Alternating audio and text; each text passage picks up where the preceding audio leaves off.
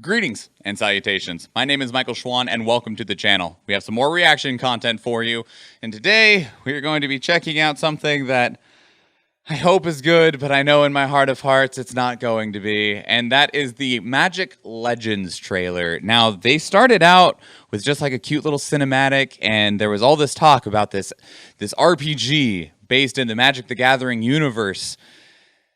And that got a lot of us interested, for those of us that have wasted a lot of time and money into the game that is Magic the Gathering. And so an RPG video game sounded great because we've seen them try to adapt a lot of the card game to just be able to be played in a digital format, but a lot of us do like the characters in the world and stuff like that.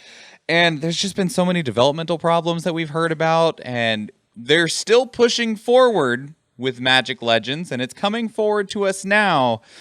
And Eve, you bring up the problem that I saw as well, which is the trailer that they released is the official Deckbuilding 101 trailer. Now, before I even click play on this, because I was worried about what this might mean, we are going to be walked through the best way to build your Magic deck in the upcoming online action RPG. So they're still committed to this whole RPG thing, but there's still cards, decks of some kind in it. And that has me real worried. So let me bring this back to the beginning and remove that nice pretty graphic. Oh, okay. Here we go, everybody. Woo! Hi, I'm Adam Hitaney. I am the design lead on Magic Legends here at Cryptic Studios. And Magic Legends is an online action RPG where you step into the role of a powerful, magic-wielding planeswalker to take on the ancient forces of destruction threatening to tear the multiverse apart. So in order to overcome these challenges, players will need to master deck building to construct a deck of powerful, synergistic spells capable of standing up to these emerging threats to the multiverse. Okay. You better show me more. Wait, you're not done yet, are you? Okay, Much like the card game that inspired us, in Magic Legends, a Planeswalker's spell deck is their magical ability. You're losing me here, Chief. Powerful spells. I like isometric action RPGs. Of 12 unique spells that your Planeswalker can cast during combat, with 4 of these spells being available at a time, cycling randomly after use. Okay, that's not nearly as bad as I thought it was going to be. 5 colors of mana, each with their own distinctive mechanics and characteristics. For instance, white spells manifest the restorative power of light in order to heal allies. Blue spells cloud the minds of opposing enemies and exert control of the battlefield. Black spells tap into necromantic power to reanimate the dead and drain life. Red spells harness destructive elemental forces to deal direct damage. Green spells embrace the ferocity of the wild to summon and nourish massive creatures. Okay. So not only is your deck your arsenal of spells, it also defines your overarching strategic approach on the battlefield. It's your army, your defenses, and your firepower all in one. Okay, so when you it's embark just your on your skill journey tree through the multiverse, you will begin with a pre-constructed deck tied to the color of your selected Planeswalker class. While this might be your starting deck, however, branching out to include other colors and swap out spells will be key to your progression and crafting your own ultimate deck. Over the course of your adventure, you will discover, earn, and collect new spells that you can use to customize your spell deck. Skirmish complete. Any class can build and use any deck, regardless of the color themes associated with each. So you might have selected the blue-aligned Mind Mage class, but you might find yourself not playing any blue spells at all, instead opting for a red-green deck and still be highly effective in the game. So certain colors naturally complement each other, like white's healing powers and black's life-draining abilities. You can combine these together to sustain you and your creatures on the battlefield. As you progress through the multiverse, you'll find and earn spell pages of specific spells. When you collect enough spell pages... This guy is fucking racing through this. Like, he's going so fast. So fast. It didn't say MMO, so maybe more like Divinity approach, solo game. It said online. Like, in the description of the video, it said online, which makes me think that it is more like Diablo. I wouldn't call Diablo an MMO. Like Diablo 3, you can play online with other people, but at most you're limited to a group of like 4. Yes, Zach, more like Path of Exile, which, I mean, Path of Exile and Diablo are basically in the same group and same vein and same approach. Obviously, Path of Exile is a little bit more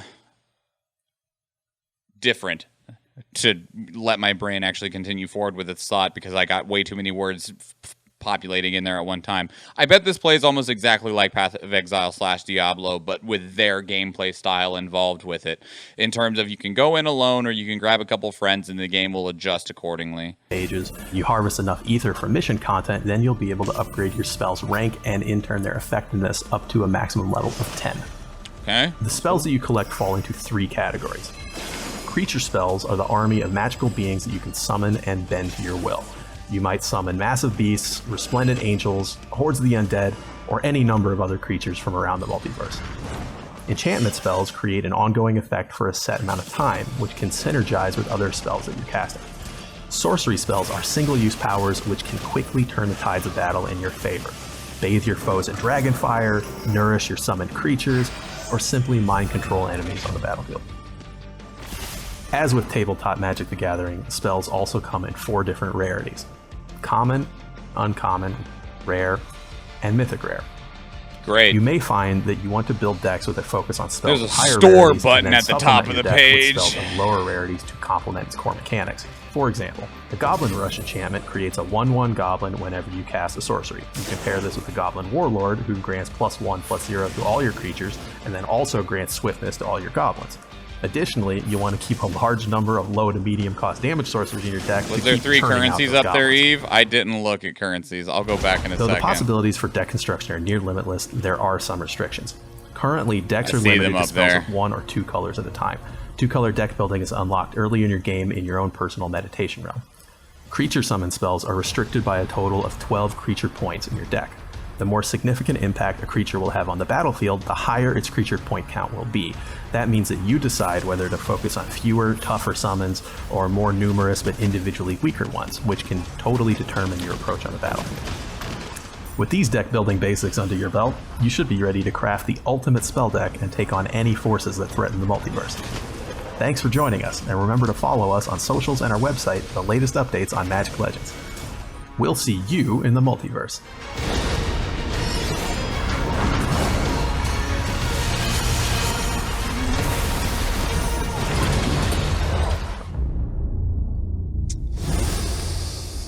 Kind of smelly. It's kind of smelly. And you know, like the actual like appearance of the game itself, not that smelly. Doesn't stink that bad. Like you got your different classes. You're not even completely locked into those classes because they said you could use cards from other colors into you could use red and green spells as a blue mage and stuff like that. So the gameplay itself looks pretty fun. I'm not even that disappointed with how these works. These literally function just like a skill tree, and the way of how like you only get 4 at a time, and when you use one it's randomly replaced with another ability out of your 12 card deck, also not that bad. I'm curious of how it determines cooldowns and stuff like that. They didn't talk about that. We saw them use one and it changed to something else and was on cooldown. I don't know how the cooldowns work, and that matters in terms of gameplay. But what does make me super nervous are these 3 currencies and this store button. Because the gameplay style and choice, fine choice, great choice even. Very happy with it, not upset at all. The cards don't bother me. Obviously, if you're making a Magic the Gathering game, even if it's an RPG, I can see you wanting to use a lot of what you know from Magic the Gathering and retain that spirit and stuff like that within the game. However, I don't want to buy packs of cards to play fucking Diablo. And that's what you're going to ask me to do, because I guarantee you that store button up there, you buy packs. I guarantee you buy fucking packs. You buy these disgusting loot boxes disguised like packs of cards. And I bet there's a really heavy content wall later in the game. The cat is not dead yet, but it's halfway done with its lives. Yeah. I bet the monetization for this will be atrocious. Atrocious. And yeah, normal, rare. No, there was 3 rarities. Normal, common, uncommon, rare, and mythic rare. And I bet those mythic rare spells are super cool and awesome and let you summon cool, powerful creatures and stuff. And they have a 1% chance to be opened out of a fucking pack. And you cannot get them otherwise. It's gross. I don't like it. I want this game to be good because they've made such a cool world. They have so many cool concepts. The world of Magic the Gathering has been developed over the last 25 years. It's cool. It's really cool. And I spend a lot of time invested in it and that world. And not just the cards, but the world itself. And getting an RPG within that world is something that I'm very much wanting to look forward to. But those microtransactions, that's it. That's the problem. Because, like, I definitely used to be somebody that things like loot boxes would prey very hard on. And amazingly enough, the thing that broke me of it was just getting bored with them. Like, getting the rare thing out of the box no longer has the serotonin hit that it used to. So, like, and there's not like a way to go deeper. Like, there's not a gateway drug that I'm aware of anyway that loot boxes feed into besides like traditional gambling, and fuck that. Like, no. Like, one of the things with like loot boxes in video games is that you still got something, and that's their argument still of why it's not technically gambling, because you still get something. You can't lose it all, and well, a lot of world governments aren't accepting that because it functions the exact same way as traditional gambling. But I have a very strong feeling that that's what's happening here, and I'm not here for it, fam. Not here for it. The value is also less. Yeah, when you win, you get a fucking JPEG in these goddamn games. If you at least win at the poker table, you get to leave with some money. Instead, we paid $40 to open a box to get a goddamn JPEG.